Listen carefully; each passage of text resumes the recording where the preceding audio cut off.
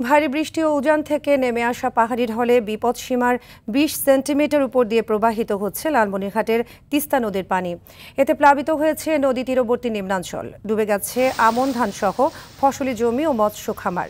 পানি উঠেছে বসত বাড়িতেও, পানিবন্দী হয়ে পড়েছে ৫ উপজেলার কয়েক হাজার মানুষ। নদী পাড়ের মানুষকে নিরাপদে সরে যেতে বলা হয়েছে। পানির চাপ বেড়ে যাওয়ায় ডালিয়া ব্যারেজ পয়েন্টে ৪৪টি জলকপাট খুলে রাখা হয়েছে। পূর্বাভাস ও সতর্কীকরণ কেন্দ্র বলছে, তিস্তার পানি বৃদ্ধি পাওয়ায় নদী তীরবর্তী নিম্নাঞ্চলে বন্যা দেখা দিতে পারে। এদিকে কুড়িগ্রামেও বৃদ্ধি পাচ্ছে তিস্তা, দুধকুমার, ধরলা ও ব্রহ্মপুত্র নদের পানি।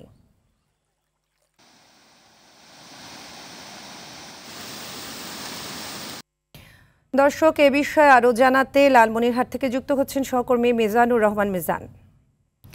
মিজান, তিস্তার পানি বৃদ্ধির সর্বশেষ কি তথ্য পেয়েছেন আমাদের জানাবেন।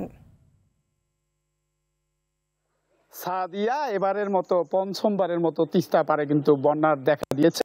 এই ভয়াবহ বন্যার কারণে কিন্তু লালমনিরহাটের যে তিস্তা ডালিয়া ব্যারেজ পয়েন্ট আছে, সেই ডালিয়া ব্যারেজ পয়েন্টের কিন্তু বাইপাস যে রাস্তা রয়েছে, সেই বাইপাস রাস্তায় কিন্তু রাতের বেলা ৩৫ সেন্টিমিটার বিপদসীমার উপর দিয়ে পানি প্রবাহিত হওয়ার কারণে সেই রাস্তায় পানি ওঠে এবং ভয়াবহ অবস্থা তৈরি হয়। এবং আশেপাশে যে তিস্তা তীরবর্তী মানুষ আছে, তারা কিন্তু রাতের বেলায় কিন্তু রেড অ্যালার্ট জারি করা হয় পানি উন্নয়ন বোর্ড থেকে। সে কারণে তিস্তার মানুষ যারা রয়েছেন তারা কিন্তু ৫টি আশ্রয়ন কেন্দ্র কিন্তু তারা আশ্রয় নেয়। এবং পাটগ্রাম উপজেলার দহগ্রাম ইউনিয়নের একটি কিন্তু বাঁধ ছিঁড়ে গিয়ে একটু রাস্তার কিন্তু সংযোগ বিচ্ছিন্ন হয়। এছাড়াও তিস্তার যে ৫টি উপজেলা দিয়ে প্রবাহিত হয়েছে, এই 5টি উপজেলার মধ্যেই কিন্তু প্রায় কয়েক লাখ মানুষ কিন্তু এবারে পানিবন্দী হয়েছেন। কারণ এবারের বন্যাটি হচ্ছে একদম ভয়াবহ বন্যা।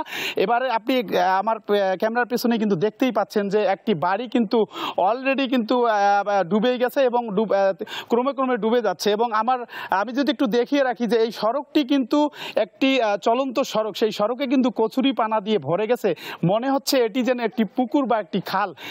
এবারের বন্যায় কিন্তু তিস্তার তীরবর্তী থেকে প্রায় ৫ কিলোমিটার এলাকা জুড়ে কিন্তু ভয়াবহ বন্যার দেখা দিয়েছে এবং মানুষ কিন্তু লাখ লাখ মানুষ কিন্তু পানিবন্দী হয়েছেন। আমরা জেলা প্রশাসনের সঙ্গে কথা বলেছি, তিনি আমাদেরকে জানিয়েছেন যে জেলা প্রশাসকের পক্ষ থেকে ক্ষতিগ্রস্ত যে পরিবারগুলো আছে তাদেরকে কিন্তু তালিকা করে কিন্তু ত্রাণ দেওয়া হবে।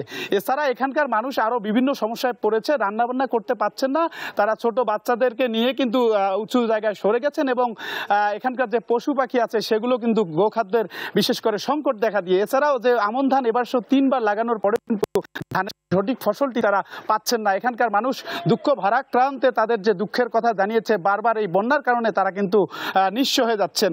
তো সাদিয়া, এখন সকাল ৯টার আপডেট অনুযায়ী কিন্তু তিস্তার পানি ৩ সেন্টিমিটার উপর দিয়ে প্রবাহিত হচ্ছে। ৩ সেন্টিমিটার উপর দিয়ে প্রবাহিত হলেও কিন্তু প্লাবিত ধীরে ধীরে হচ্ছে এবং পানি বাড়তেছে। তো সাদিয়া, এই ছিল আমার কাছে তিস্তা পাড়ের সর্বশেষ খবর। সাদিয়া, ধন্যবাদ আপনাকে।